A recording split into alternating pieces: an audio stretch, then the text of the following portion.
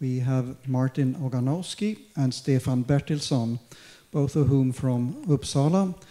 Martin from the Agricultural University and Stefan from Uppsala University. And we know Bethanie already, so I will ask the two new panelists to introduce themselves. So we start with Martin, please. What are you working with? Thank you. Very happy to be here, and thank you for the invitation. So my background is in marine ecology. I used to be here at Stockholm University, and for the last couple of years I've been working with microplastic effects, focusing mostly on the particle toxicity effects side of things. And my focus has been on invertebrates. So it's been touched upon a little bit today about, trying to compare to natural particles, trying to make tests more environmentally relevant. And that's sort of what we've been trying to do in our group. So we've been running tests alongside exposures to natural particles as well, trying to sort of pinpoint what the actual plastic effects are and what can we detect them. So. And what kind of invertebrates have you been working with? Mainly with Daphnia magna, all right. Classical ecotoxicological study organism. Yes, thank you. Stefan, please. So, Stefan, I mean. Stefan. Stefan Bertilsson. Yes. Yes. So I've also worked with Daphnia once, but I'm an ecosystem scientist. I work with aquatic ecosystems, and I'm also a microbiologist, an environmental microbiologist. So I work with microorganisms in any type of aquatic systems that spans from groundwaters, quite deep ones, deep biosphere, to surface waters, lakes, rivers, but also oceans. And I work a lot with molecular tools. I try to characterize and understand organisms from their genomic features, but also experimentally try to study what they are, how they are interacting, both with different types of resources, nutrients, organics, but also other types of structuring factors. And their particles and microplastics is one important factor, of course, in these systems. All right, very good. So I thought we could start by asking the panelists if they want to comment on anything particular. Then I have a few questions, then we will open to questions from the audience. So is there anything particular you would like to comment on about what we have heard so far today? Shall we start with you, Bethanie? The previous presentations, was there anything that connects specifically? I think I sort of touched on everything now, no? Well, the chemical issue, the particle issue, the size, the shape, and then trying to understand what plastics, microplastics are doing in the environment, but then to put that into a bigger context, because I think it's really important for us to have a strong footing in the context that we're discussing in terms of plastics, about where these materials are coming from. If we're going to talk about solutions, then we try to identify where we have problematic materials or problematic usage of materials or loss of materials to the environment if we're going to go and start addressing solutions. So I guess my end of the deal is trying to find the problematic materials. When I was listening to your presentation, I connected to the two previous ones we heard about the beaches in the Baltic, which are apparently comparatively clean. So I was wondering, maybe we can ask the previous speakers, we saw this amazing map of the Atlantic, how the plastic particles were accumulating a little bit north of the equator across the whole Atlantic. Do we have anything similar at all in the Baltic? Would the other Martin like to comment on that, perhaps? Do we have a Baltic Gyre? Right. I've asked oceanographers the same question. Yes. It seemed to be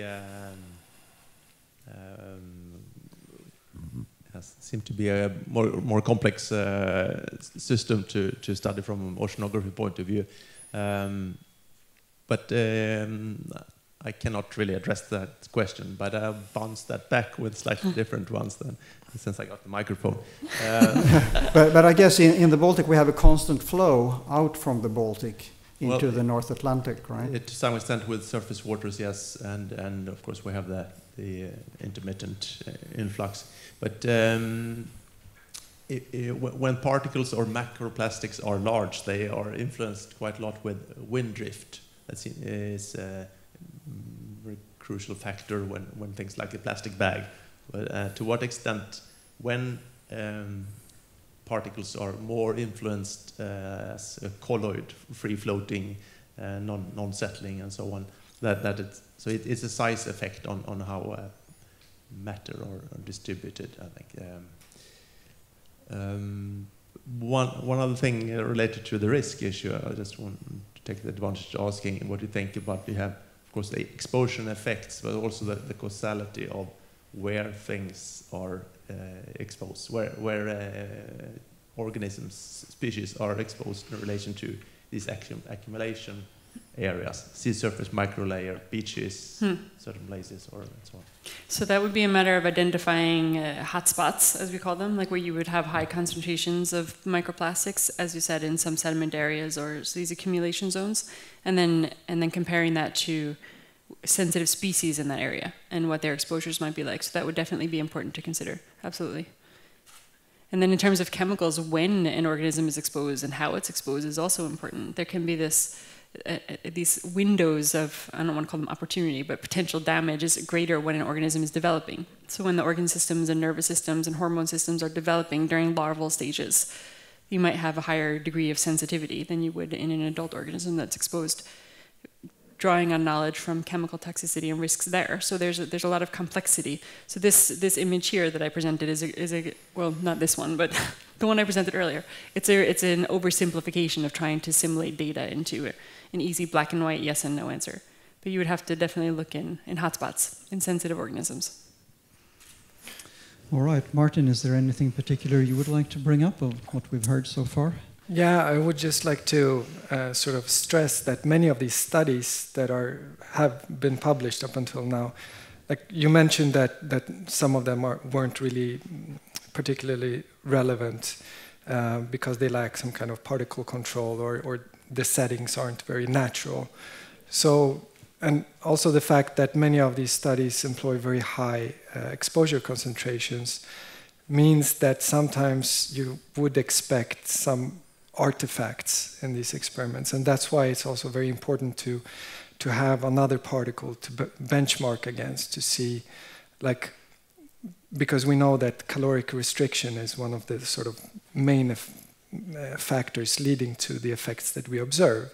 So we need to sort of control for that at least, and in order to do so we need some other particles that are not plastic. Or even look at mixtures of different particles. We also know that particles will interact with each other, they will form aggregates. If we also introduce organic material or biofilms in the system, you will have aggregations. And what's the actual dose in the end? So what you expose the animal to doesn't mean that that's actually what's becoming bioavailable, which is also evident if you look at some dose responses or where people have trying to look at dose responses in experiments. You see that often they are not linear.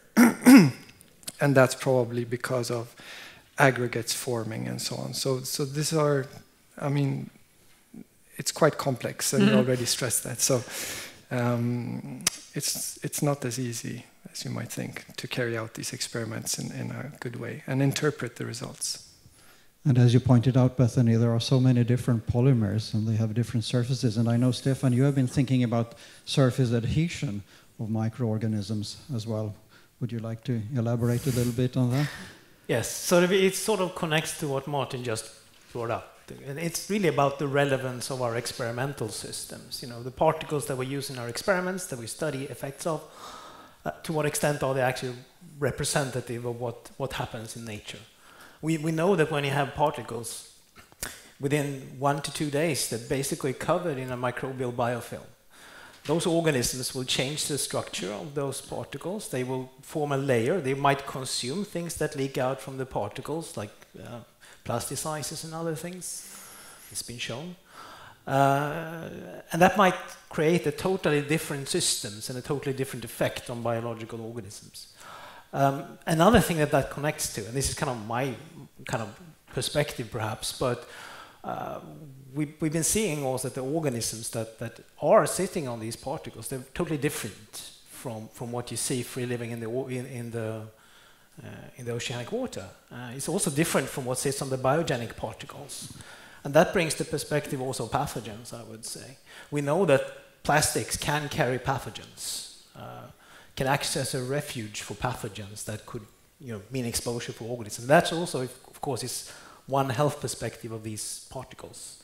It goes beyond the chemical risks, I would say, also the biological risks. That might be even harder to kind of predict, harder to model and understand and cope with. Because it's not necessarily dose dependent in the same way. So there are so many aspects to consider when we look at this problem. There have been reports that islands of macroplastic in the oceans actually create new whole ecosystems of organisms that could perhaps provide at least some interesting aspects for biologists, but mostly it's the problems we're focusing on, right?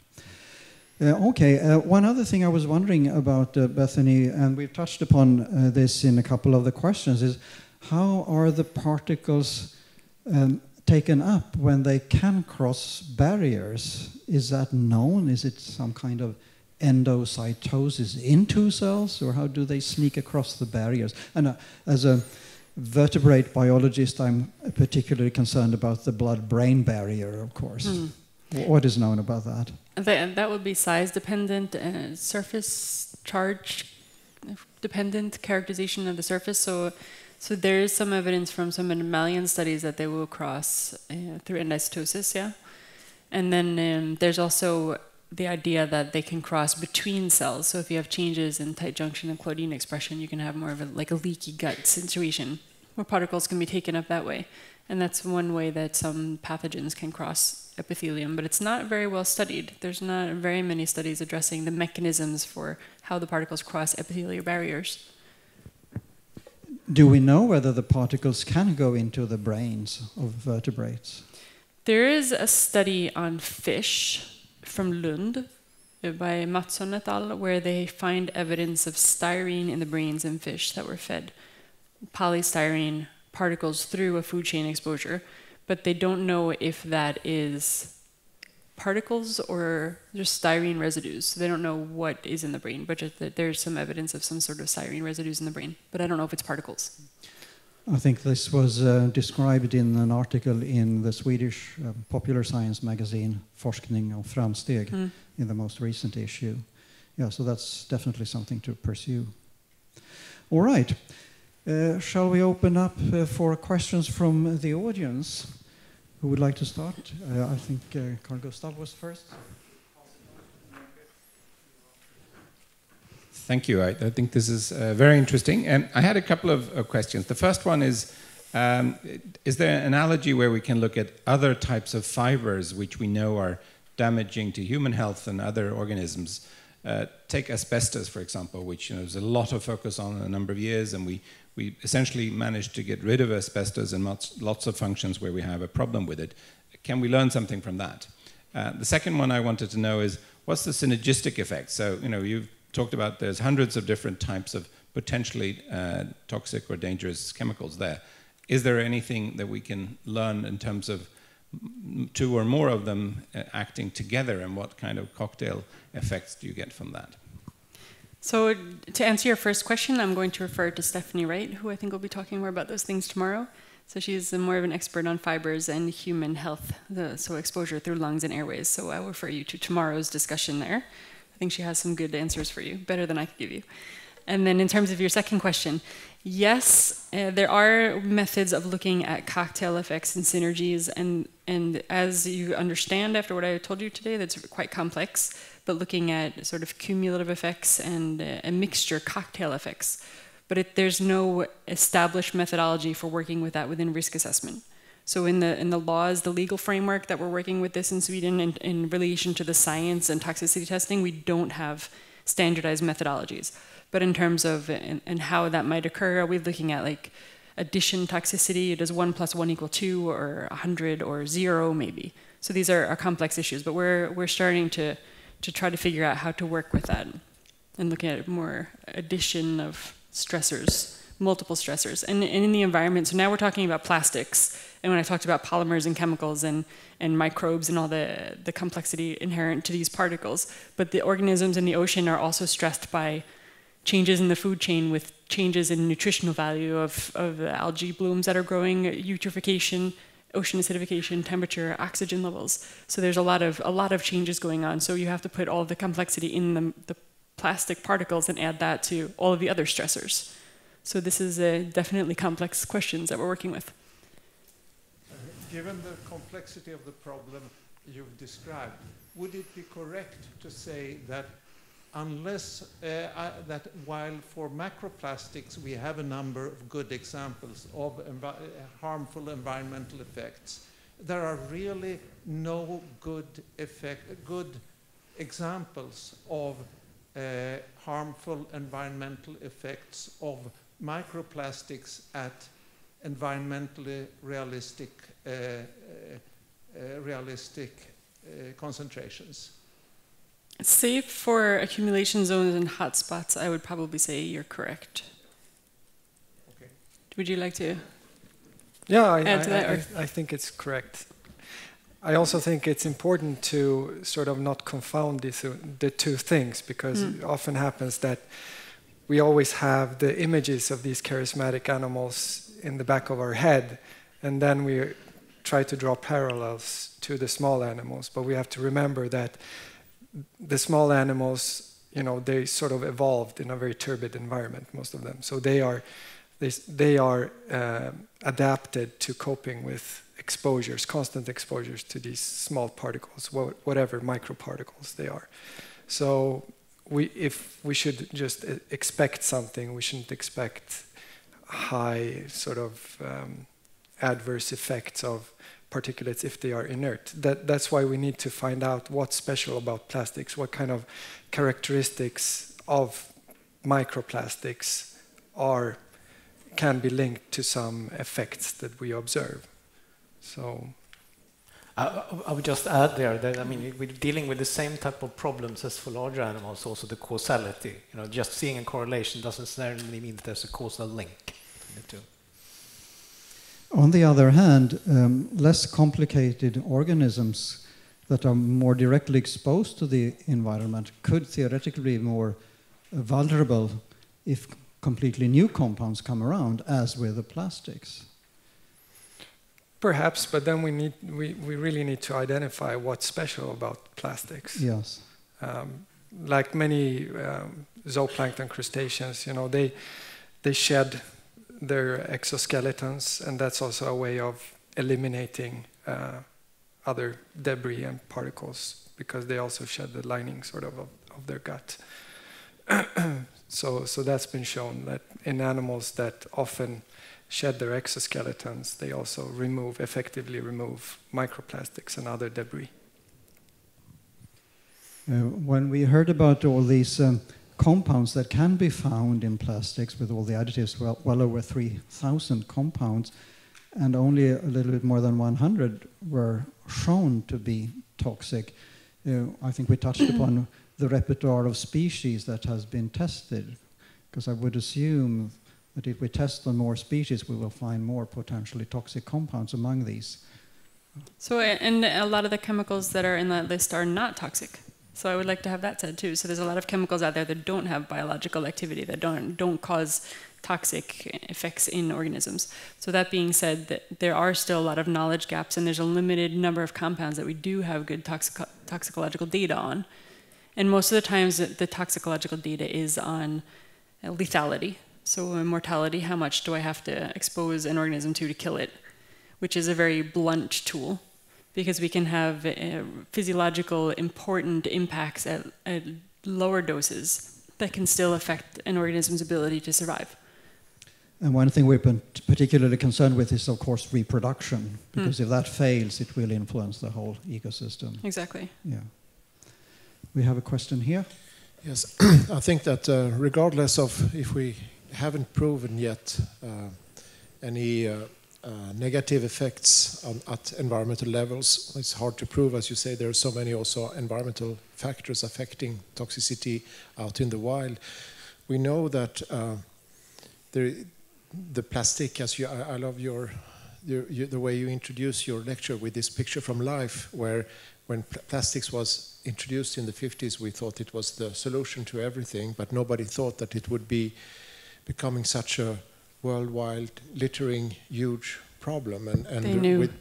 They knew. Yeah. There's evidence of internal documents and discussions from the 1960s already that there was some awareness that this could grow into a problem. But so, regardless if we knew or not. So the industry knew, maybe society didn't know. Now we have this, of course, one of the biggest problems with the plastics that we have is the way of how we should recycle or how we should handle the waste problem. And one thing that I was hopeful for was that we in Sweden, when we recycle, when we treat our plastic, we get rid of it. And I got worried when I saw your picture about this sludge and the fibers in the sludge. Do you know anything about, has there been any toxicity studies with this sludge or more characterization of what it contains and if that could be a problem?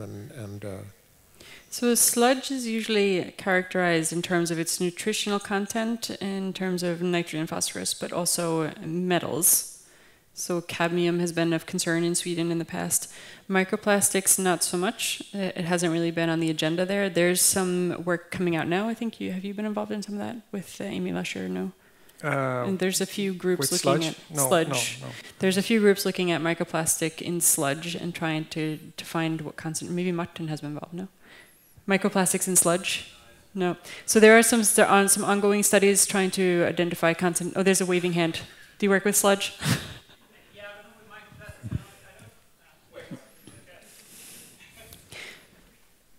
I don't think there's a scientific study yet, but I know that there are some more or less controlled field experiments on sludge outside Lund and Malmö, where there have been fields amended with sludge for, I think, 30 years, and they tried to find microplastic particles in there, and they did, but round about the same amount they found in the control fields that were not sludge amended.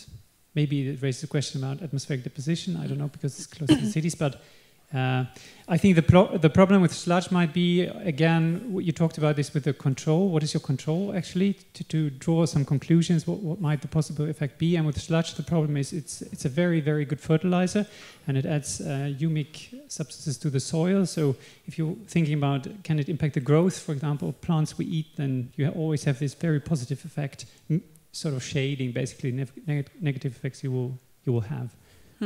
So there are a few studies looking at effects of particles in sediment in some insects and in some, I think, salad, in root growth of salads, trying to show that microplastics do impact these organisms as well. But as you said, in terms of the big picture, weighing benefits and costs on a societal level, it's a different question. So there will be more papers coming out soon, I think, about sludge and plastics in sludge, effects there. I think I saw one study recently looking at microplastic content in soils, looking at sort of growth of terrestrial plants, and I think they saw, the results were a bit conflicting, because for some plants, in some situations, they would even grow better, and under some other circumstances, there would be some minor negative effect on like root growth or something, but not total biomass. So sometimes it could be even positive. And just an anecdote, I found a paper looking at synthetic textile fibers in soil samples used as a tracer for evidence of sludge application from the 1970s. So this looking for fibers in sediments was a way to identify areas where sludge had been applied. But I think we're beyond that point now. I think we have fibers everywhere now. Yeah, a question over there. Can you raise your hand so we know?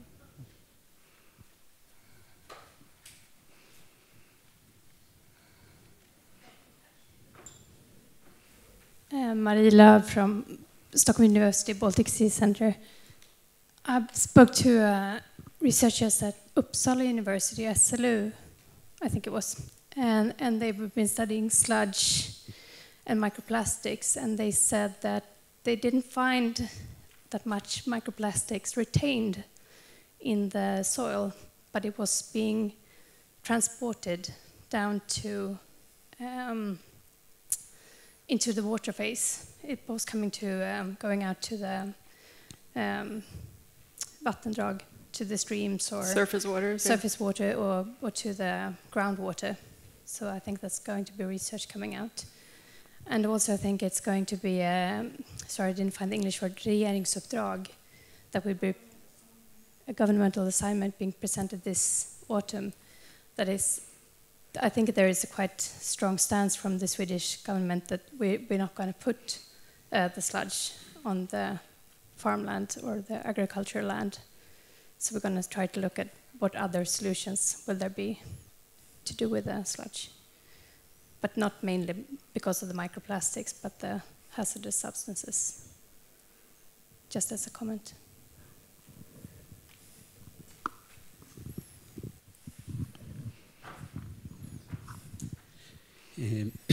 I think that when we are talking about what happens with microplastics in soil, for instance, we have to take into consideration what kind of material we are talking about. Bethanie showed in the beginning of the presentation how diverse this group of material is, and there are studies on polyethylene. You show also this agriculture film of thin polyethylene. There are studies because what happens with those polyethylene films, and they are degraded by oxidation, and then the degradation products are mineralized in the soil.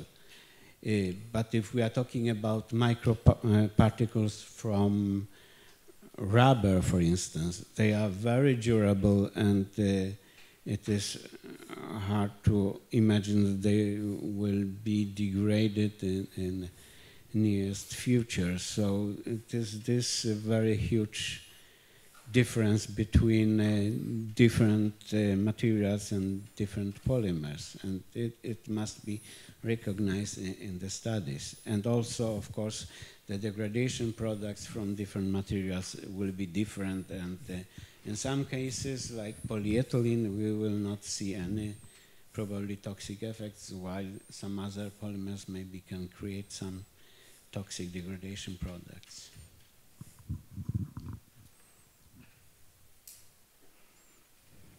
Any comments on that? No, I think it's absolutely correct. And I mean, the problem is, like we've already pointed out, that it's a mix of chemicals and polymers and everything. But we sort of try to address it as one problem. We say microplastics. I don't know if it would be possible to actually make some risk assessment for microplastics without sort of splitting it up into different polymers or size fractions. Or I mean, size fractions we do already, but maybe it's still too much mix-up for us to be able to make any useful risk assessments. I don't know. That's just my sort of thought. Stefan? I still think we still have some problems there, really, because when we need to study degradation processes, we need to study it in the naturally complex environment with all the different processes that goes on there and all the different features of those complex systems. And as long as we can't look at the plastics and make a budget to see where it actually ends up, we are far from understanding those things. And I think one major limitation is a little bit what Martin was talking about before and what has been brought up, the ability to see these really small plastics, the ones that go below 0.5 microns or so, that comes into the bacterial size fraction. Distinguishing such particles in nature from biogenic particles is extremely complex and challenging, and we don't know where those, if some of the bigger components ends up in those size fractions. So I think that's where we have a major methodological and kind of research challenge ahead of us. May I hook on to the question about rubber? Because we heard from João Sousa's talk that we have a lot of black particles as well.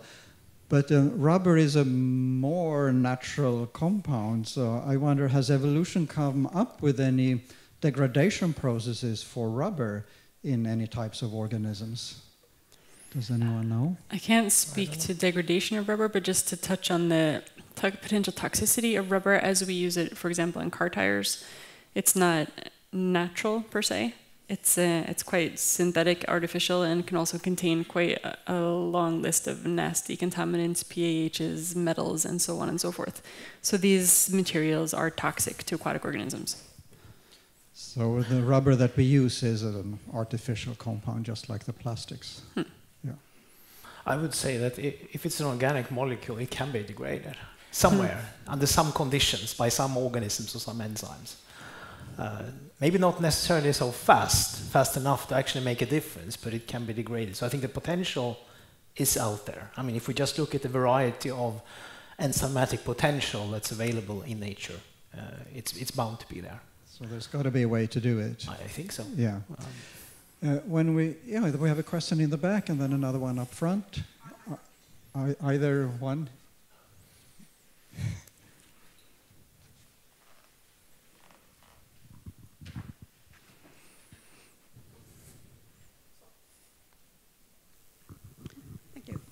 First, I'd like to say that it has been interesting, but for me it's important to distinguish between different nomenclature. I mean, for me, plastic is one thing, rubber another thing, fiber and so on, but all are polymeric materials. And also additives, I don't know what chemical additives and not chemical is, because for me all of this is chemistry and all the polymers are active. And we have to recognize that when we make rubber, we are using today different kind of polymers for making rubbers. And if you take an ordinary car, probably it is styrene butadiene rubber that is cross-linked. If we take a natural rubber, that it is in, I will not say it now because poly is 1,4-isoprene, so that is in nature, but that is also changed, like at least cross-links when we have it. And what is typical for rubber, when we are using them, we're mixing maybe 20 different additives in it, and active, some of them, and some are like more fillers or plasticizers and so on. So rubber is a very complex story. When you go over to plastic, we have all kinds, but in plastic we can use these kind of polymers, we can use other polymers. But there we can make the very simple one that we have talked about, polyethylene. But even if we take a very simple one, LD polyethylene, we have different molecular weight in the same. And we use different kind of molecular weight distribution depending on which kind of quality, which kind of process we are going on and so forth.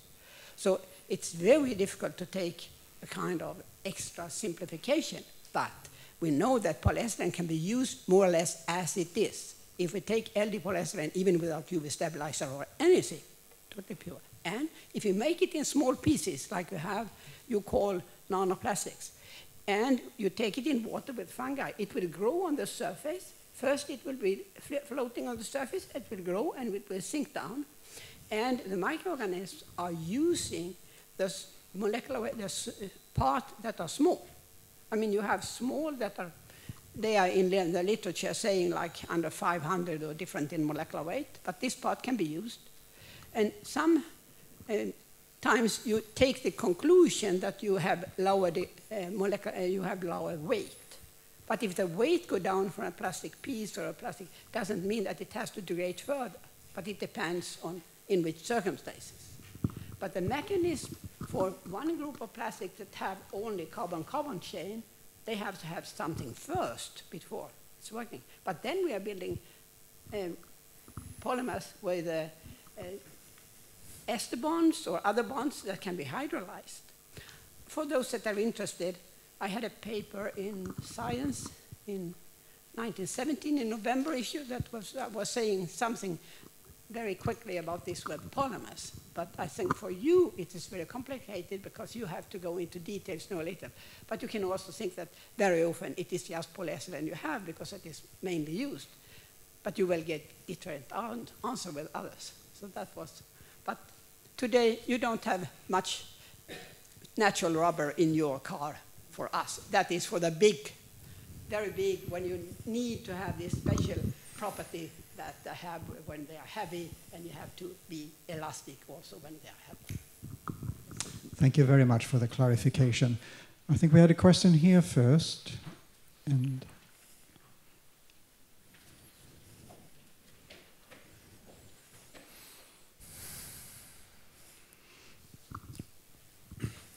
yeah, just touching on both something that Stefan said and also something Martin said. So you said about the degradation, which I think is key, and then you talked about the particle-specific type of effects. And I think one of the things that we need to understand better is also degradation inside animals.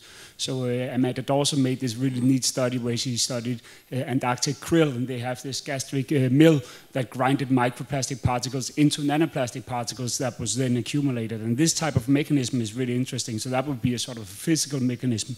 But we also know from studies that in acidic environment can degrade plastic. So if we clean our plastic samples with acid, we see them degrade. And we know that we have acid in our stomachs, for example. So what is happening of the passage time through the gut intestinal system of both humans and animals, I think that would be a key area to study further, because I think there's more knowledge gaps than knowledge in this area currently. Yeah, I agree. Effects of plastics on animals and effects of animals on plastics. We can study both. so ocean acidification is the solution. I wouldn't take it that far.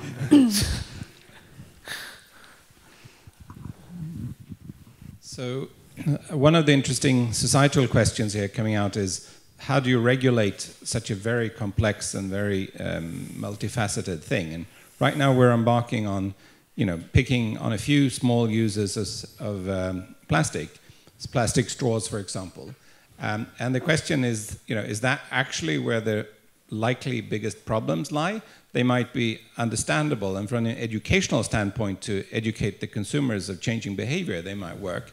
But do they actually solve any of the problems? I mean, we saw the US government, for example, when they were regulating a lot of the healthcare products that contain microbeads, that passed through Congress without any problems. Everyone was behind it. In Europe, it's taken a bit longer, but we're catching up to that.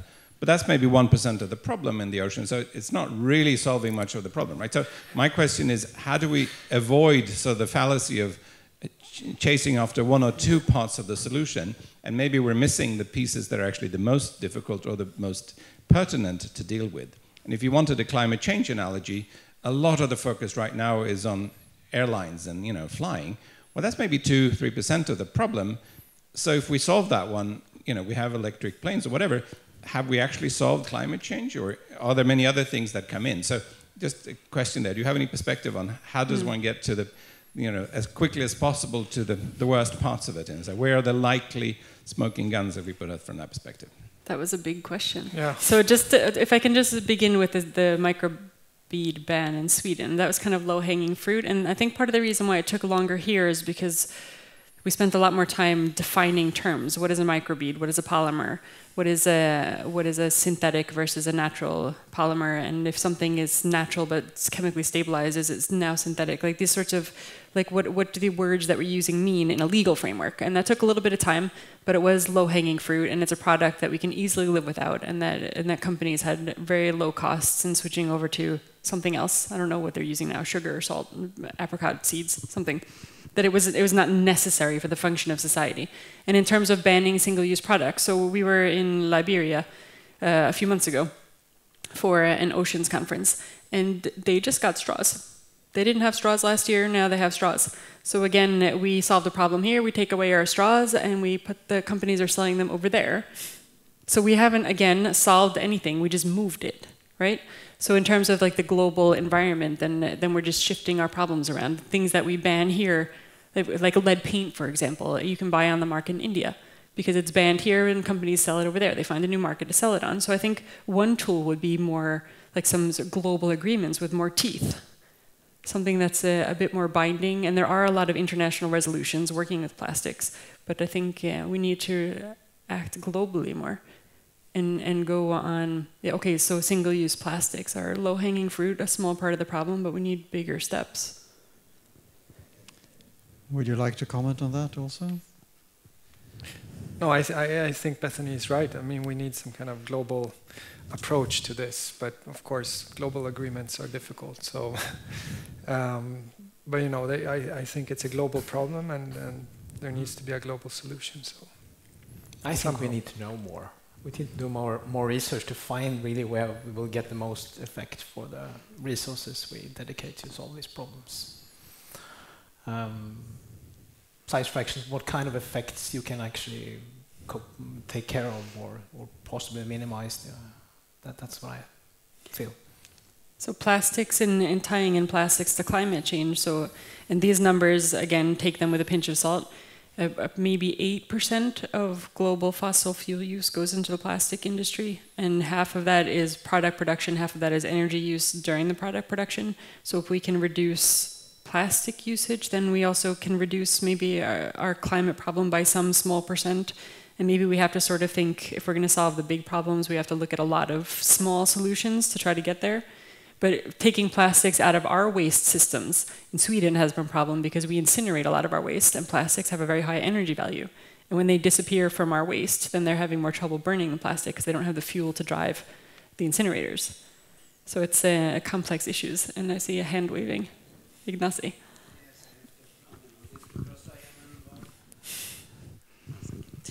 I have to comment on this because I am involved in research regarding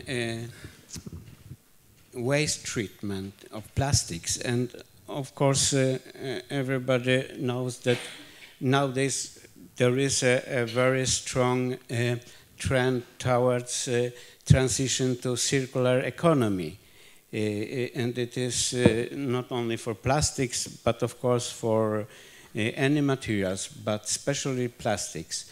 And if we are talking about problems with plastic in the environment, then we have to talk about how we handle our waste. And until now, we had some very ambitious plans in Europe, but at the same time, we send millions of tons of rubbish to Asia and to Africa, countries that have no methods or resources to take care of those plastics, and then natural disasters make that all those garbage ends up in oceans. So I think if we want really to do something drastic, we have to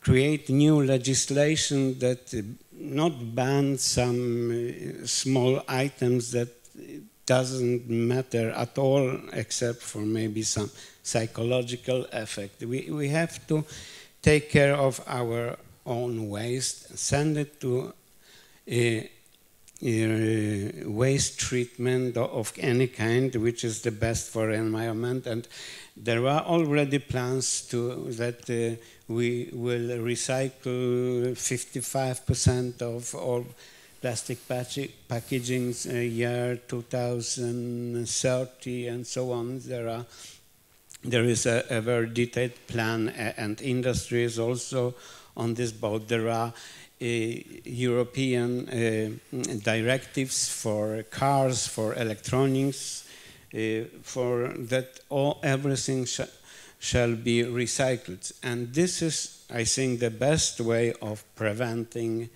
the waste to end up in the oceans. And of course, we have to help also less developed countries to create their own system, because it is a huge lack of those systems in many countries. And then we have also discussed how to deal with plastic that already is in the ocean. And then there are, of course, also a number of solutions. Thank you. Next question, please. I fully agree with the fully speaker.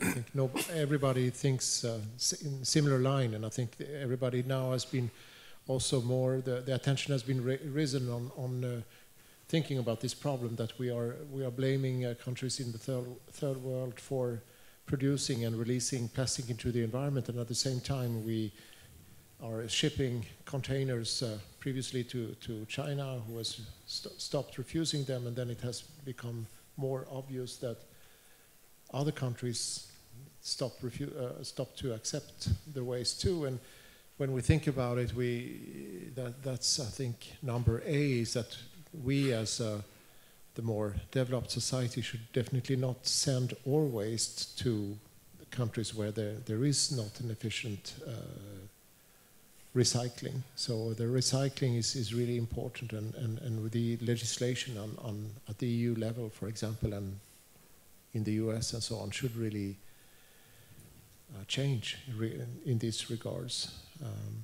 Then I had a comment, and that was just that I think the panel is doing really a great job. I think you are standing in an impossible situation of responding to all kind of difficult questions about plastics, but you're doing really well. And then I have a neophyte beginner question, and we talk about that one solution is to use more biodegradable plastic. And what is a more biodegradable plastic? Does anyone know? Maybe I would like to raise a word of caution for biodegradable plastics. So Ignacy was talking about the polyethylene used in plasticulture, that can degrade in those soil environments.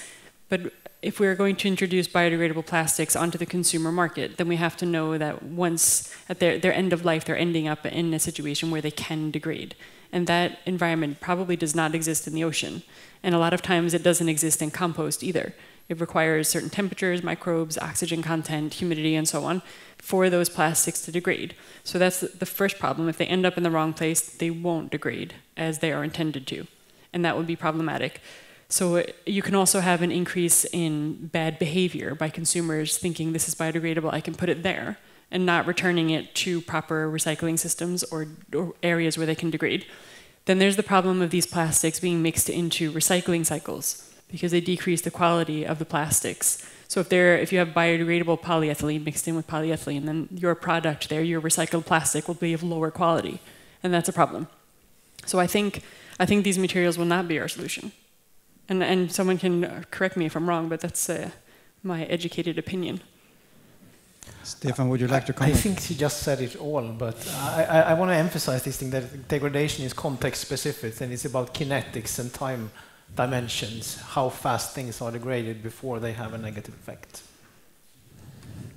I can only add to what Bethanie said that despite those problems, if we put plastics as make plastics as biodegradable, then it will be waste of resources.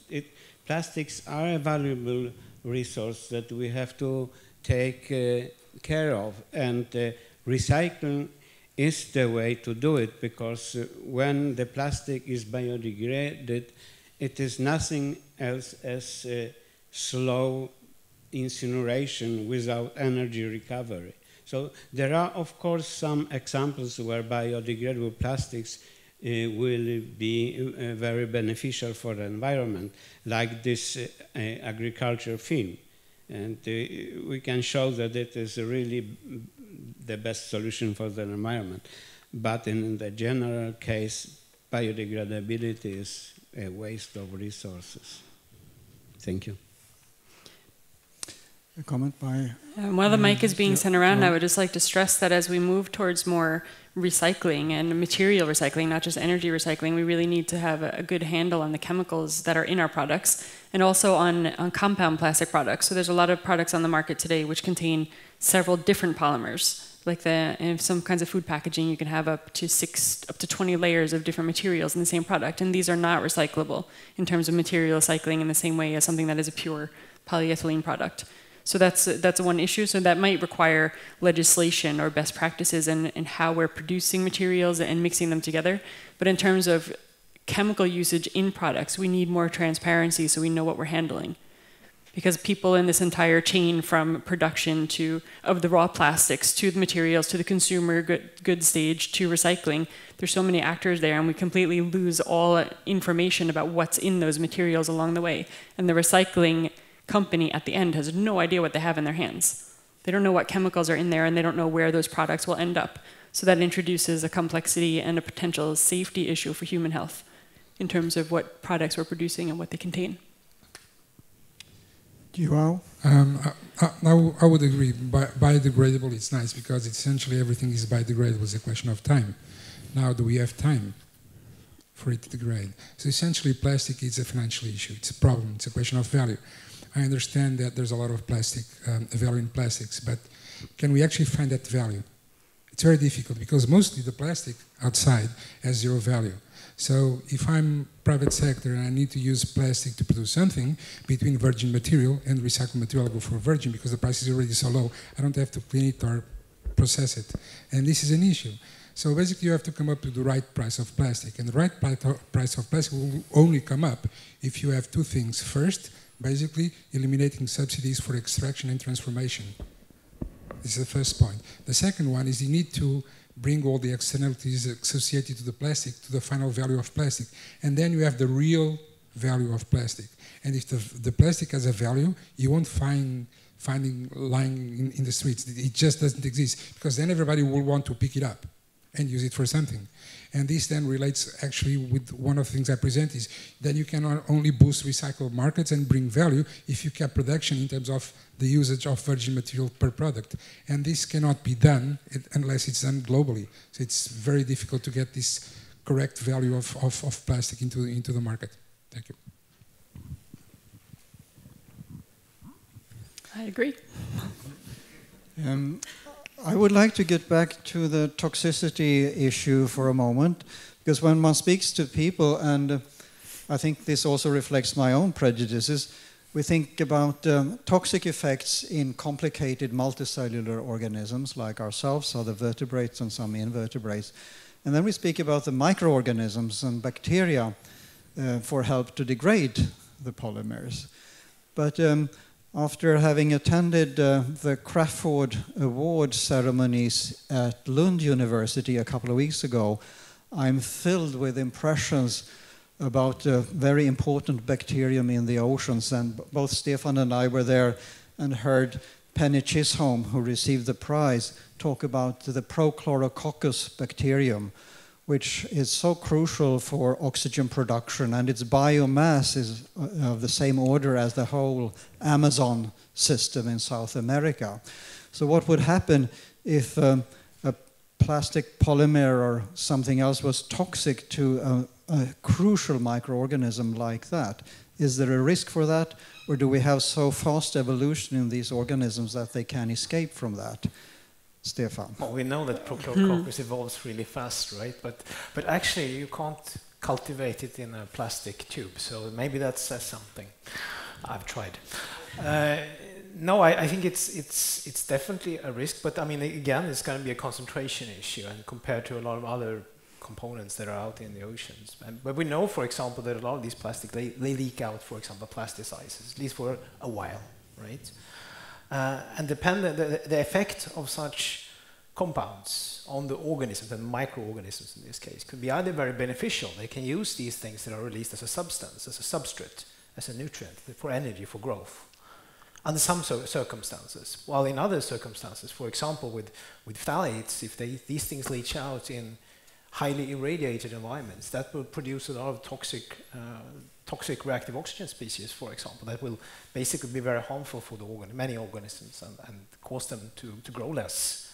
And of course, these organisms are at the base of the food web, so they're very important for everything else. They basically provide a fuel for all the other large organisms. So I think it's something to look into, definitely. But then again, it's going to be a matter of density of these substances. So we're still hoping for the microorganisms to rescue us from the mess that we have created. Any further comments, Martin? No, I just also on the toxicity aspect, it's very easy to get impatient about, well, don't you find any toxicity? Then maybe it's harmless, but also we need to think about the evolution of the ecotoxicology field as such, and that it is not that often you can find cause and effect relationships, especially in the marine environment, for any toxicants, although there is good reasons to suspect. I think that there is good series of reports saying late lessons from early warnings about issues of finding out just a bit too late about issues related. So a precautionary principle, basically. And I just want to maybe comment on those aspects of plastics. And that is also, we know in areas where there is often high accumulation of plastics is also where you have lots of chemicals, typically around urbanized areas. So it's not only that you have all the variations of plastics and you have all the chemicals there, it's also co-occurring with many other environmental stressors. So, Wait, was there a question in there? Or just a comment? Just a comment. Do you have any comments in relation to the unknowns? We know what we know what we don't know, but we... Yeah, I mean, we don't know a lot of things, but I mean, maybe we don't even have to find out if, I mean, now we're talking about microplastics, if they have any adverse effects, because we already know that macroplastic is causing adverse, I mean, it's harmful to other animals. It's persistent in the environment. So just based on that, we could regulate against it. And then, we can go further and try to elucidate if microplastics per se are harmful or not. But, I mean, I think it's a plastic problem from the beginning, and it doesn't matter if it's microplastic or macroplastic. At some point, we know already that the large debris is harmful, so we can act there already. Yeah.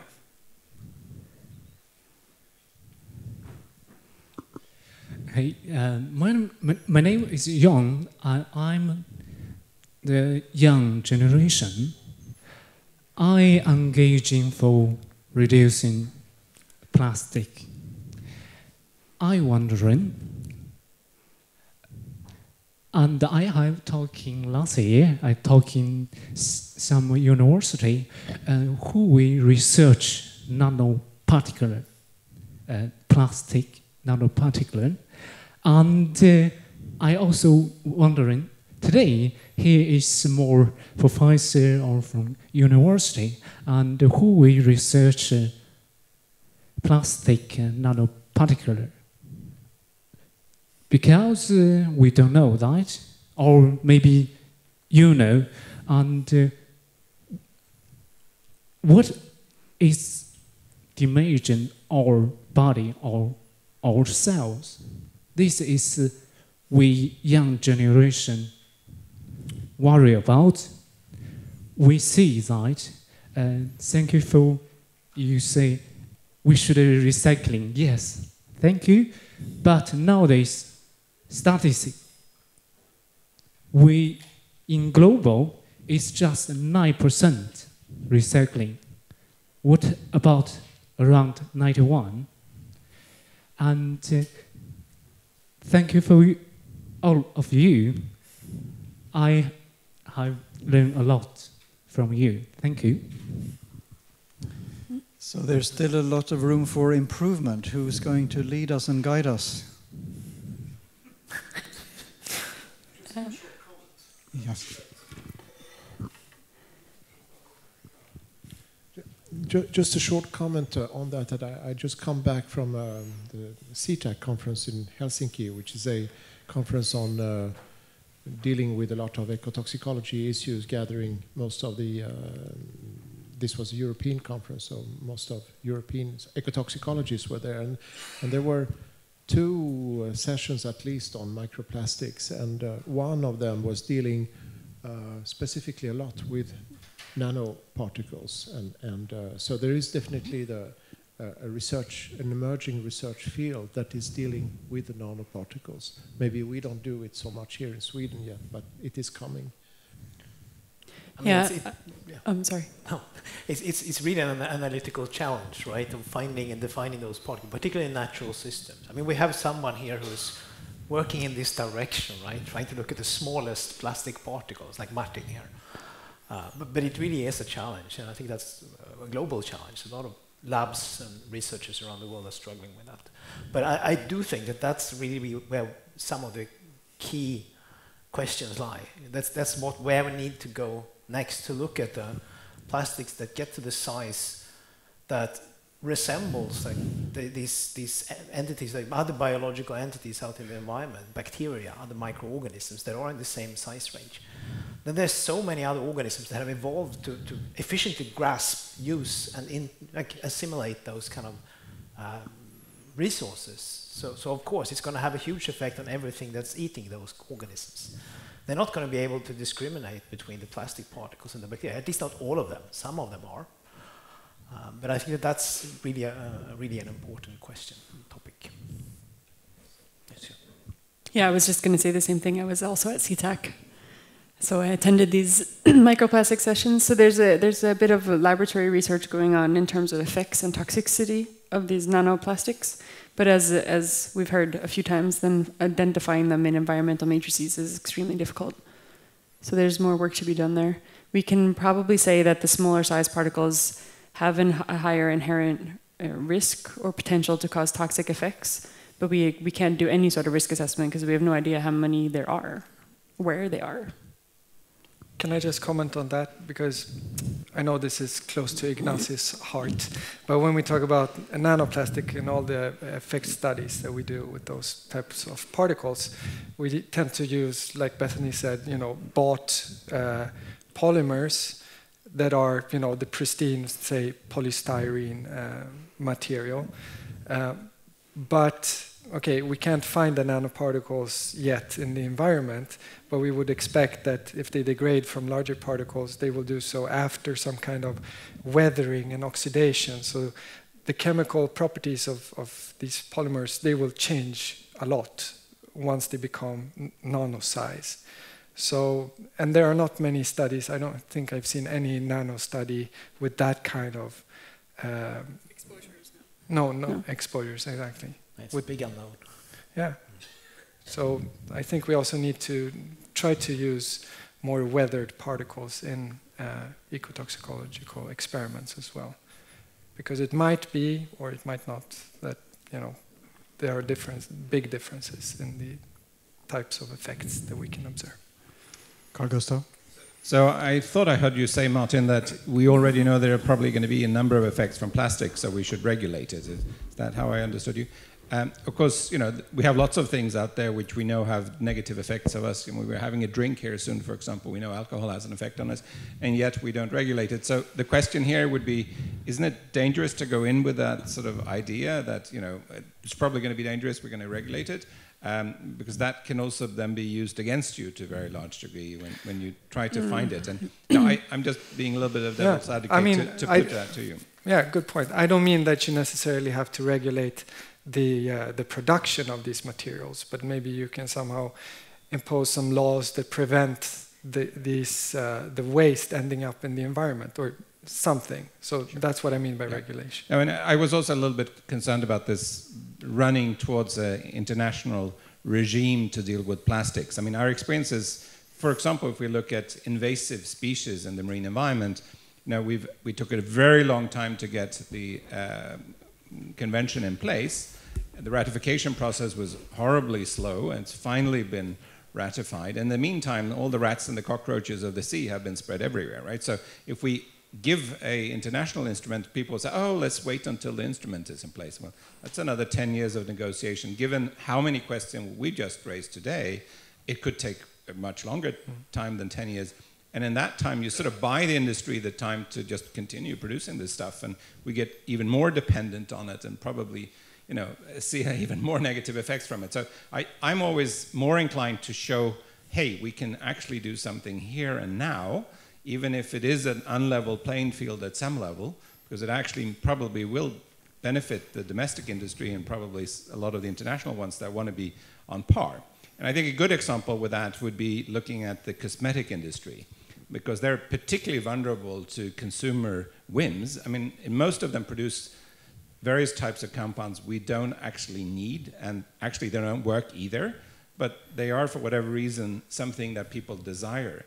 But the moment you suspect they actually are bad for you, you will stop using them. So the companies are super sensitive to any kind of criticism when it comes to that aspect. So those type of industries are much quicker to adapt, and it's really about, you know, having solid proof before you go anywhere. Otherwise, you know, you cry wolf once or two or three times, and then you've lost the opportunity. Absolutely. I would like to answer that one. So in terms of plastics and the cost in the environment, there are already numbers out there showing that plastics are problematic for shipping industries in terms of boating accidents, propellers, water intake, and so on. There are costs involved there. Plastic has been shown to be detrimental to tourism industries, so there are economic incentives already in place for these changes to occur that might require some sort of large-scale problem solving. But when we're talking about a problem like plastic, that plastic is in all of its wickedness, then it's going to require collective action on large and small scales, and we're going to have a lot of different levers to pull. So what you've been talking about now is like consumer power, that people are sort of driving change with their wallets. And that can work very well in some situations, but it also requires a consumer market where people are educated, where they have information, they know how to use that information, they have a wallet that they can vote with, so they can choose to buy one product or over another, or choose to avoid a product. So that requires educational systems, that requires economic systems that allow for this sort of decision-making processes. And it also requires that the knowledge used to drive these decisions is available to the consumers, which is not always the case with plastics. So I think this will require changes on a lot of different levels. So we're talking about like international legislation, domestic changes in terms of waste management systems, human behavioral changes, educational systems, consumer behavior. I think we can sort of push on a lot of different buttons here. I think it seems to be working pretty well with decreased use of plastic bags. There's a lot of goodwill from the general population in some areas excuse at least. me. So we stopped buying plastic bags in stores, but we've bought more trash bags for our bins. So yeah, we stopped buying those bags and we started buying more of those bags. So that there's also evidence for the fact that we don't, and this sort of social value nudging systems, I'm a good person, I didn't buy a bag, I have a cotton bag, which maybe is worse for the environment than a LDPE bag. So there's these life cycle assessments that really make these decision-making processes much more complex.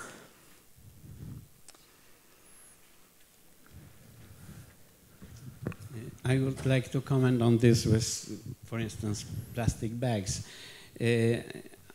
Probably you have seen the articles about the use of plastic bags compared with using, for instance, eco cotton bags. There is a recent report from an environmental protection agency in Denmark showing that to compensate the one plastic bag of polyethylene, you need to use this cotton bag 20,000 times. It means that if you make shopping twice a week, you have to make shopping in 200 years to compensate for one plastic bag. What I want to say is that it is very important that when we make decisions, they are based on knowledge and science and not on some kind of a gut feeling that this should be better for the environment. And we have to be very careful. The same applies for other items. For instance, plastic bottles. Do you know how many plastic bottles we produce every year? About 1 trillion. 1 trillion. If we replace them with glass bottles or aluminum bottles, we will create enormous environmental problems just for production and transportation and things like that. And of course, if we don't solve the problem with the waste, we will have a lot of glass bottles in the environment. And I have seen what it means when they are there. So it is very important that everything that is done is based on really good science and objective science. We have three more comments. I think we will have one from Denmark, perhaps from Christian. Just want to comment on that report from the Danish EPA. I had the opportunity to talk with them about that, and that was highly flawed. There was a lot of problems with that report, and I think one thing that really highlights, and I think you're right, we should use science, but we also need to acknowledge that a lot of the science out there is not exact science. So LCA is not exact science. There's a lot of subjective choices that go into these type of analyses. And I know that other people at other universities in Denmark would do things very differently or come up with a very different result. So we also need to keep this in mind that even though we have an LCA, it might not be, you know, like the perfect answer to things because there's a lot of subjective choices that comes into that. Yeah, but this one, but the thing is, what I think that we have to keep in mind that there's a lot of choices that goes in there, and if the transparency of these type of subjective choices, they disappear, then we end up with a value 20,000 times. But in that value, there's a lot of things, there's a lot of data that's not there, that's just estimated from elsewhere. So that's an issue that we have to keep in mind. I think, yeah, it's really, really important. But what I agree upon is that moving away from plastic is not necessarily the good solution. So a good plastic bag can be equally good as a cotton bag if it's something that can last a very long time. So those very durable polyethylene bags, they're equally good. But I think we need to also be careful at how much trust we put in all type of sciences as well. Can you pass the microphone backwards, please? Yeah, thank you very much. You basically gave my answer now. I just want to say, because if you use these studies, and they would have had, because LCA is it's to compare two different solutions to something that hopefully give you the same value. If they had used a bag made of recycled jeans, it would have been the best alternative ever.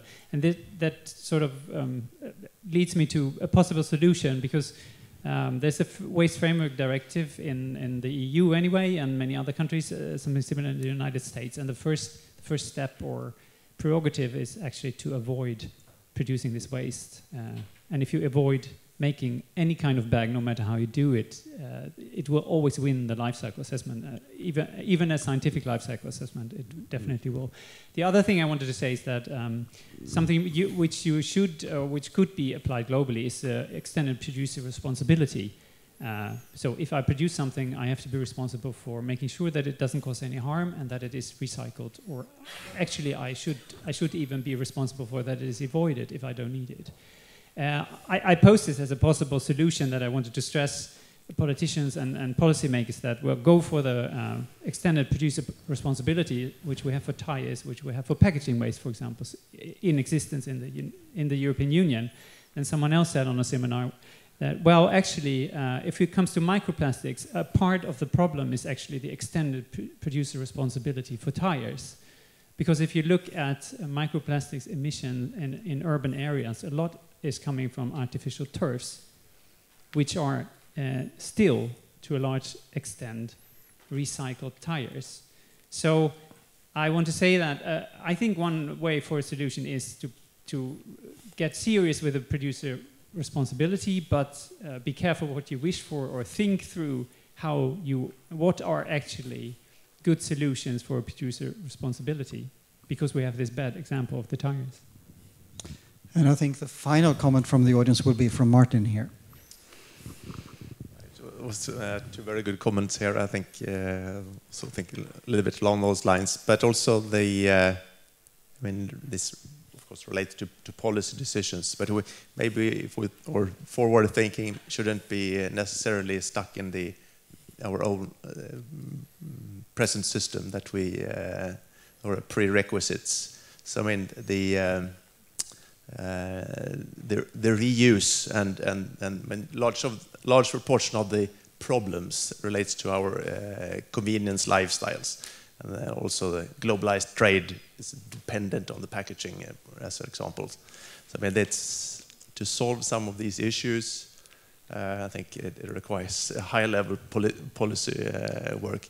But if we take our convenience lifestyle issues, we can maybe deal with a plastic bag or maybe even other single-use articles if we have a good recycling system. But then that is implemented in countries where there is absolutely no facility for that. So I think that's both for here and otherwise we need to reconsider some of those basic issues. Anyone on the panel who would like to make a final remark? Everyone is happy? That was a very good final remark. That was a good I way think that of was a nice ending. final remark too, yeah. Yeah, I have really enjoyed this discussion, and I think we've had a wonderful afternoon. I already look forward to tomorrow, so I thank all the speakers and all people in the audience who have asked such wonderful questions, and I think we should give our panelists a warm applause. Thank you very much.